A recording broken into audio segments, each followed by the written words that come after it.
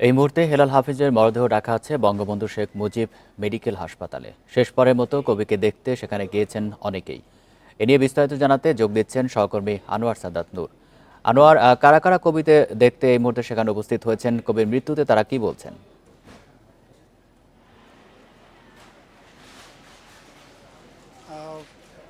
কবিকে শেষবারের মতো দেখতে কবির শুভাকাঙ্ক্ষী এবং পরিবারের আত্মীয় স্বজনের অনেকেই এসে উপস্থিত হয়েছেন এবং অনেকেও আসবেন বা আসছেন বলেও আমরা জেনেছি, যারা কবির শুভাকাঙ্ক্ষী এবং যারা নিজেদের মানে অন্য কবিরা এক কবিকে বিদায় দিতে অন্য কবিরাও আসবেন এরকমটা শোনা যাচ্ছে। এবং শুরুর দিকে অনেকেও এসে ফিরে গেছেন।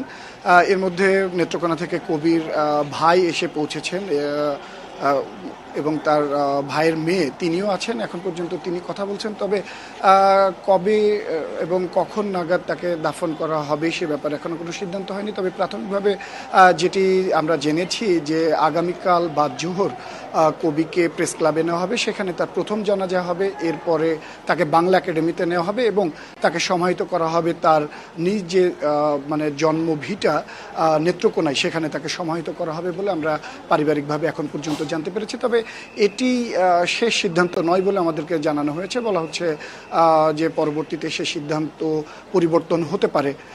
তবে কবিকে দেখতে যেমন একই ধারে তার শুভাকাঙ্ক্ষীরা আসছেন, অনেকে তার জন্য স্মৃতিচারণ করছেন, আবার অনেকে তার জন্য শোক প্রকাশ করছেন, অনেকে কান্নায় ভেঙে পড়ছেন।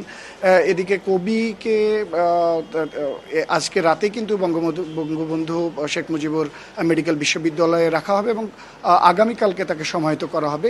সেই উদ্দেশ্যে কবিকে এখন যে মানে গোসল করানো, সেই প্রক্রিয়াটি সম্পূর্ণ করার প্রস্তুতি নেওয়া হচ্ছে।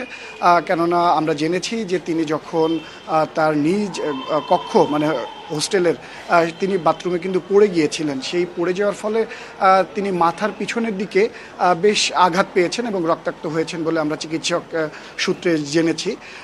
প্রাথমিকভাবে ধারণা করা হচ্ছে সেই আঘাত থেকেই তিনি মানে বেশি গুরুতর হয়ে যায় সে আঘাতটা এবং রক্তক্ষরণের ফলে তার ইনস্ট্যান্ট মৃত্যু হয়েছে। যদিও বা তিনি দীর্ঘদিন ধরে কিন্তু কিডনি জটিলতায় ভুগছিলেন, পাশাপাশি তার ডায়াবেটিসের সমস্যাও ছিলেন চিকিৎসকরা বলছেন। এবং যারা হোস্টেল থেকে উদ্ধার করে নিয়ে আসছেন তারা বলছেন যে তিনি একা থাকতেন এবং যেহেতু তিনি বার্ধক্য পর্যায়ে ছিলেন, তাই তাকে নিয়মিত তারা দেখতেন।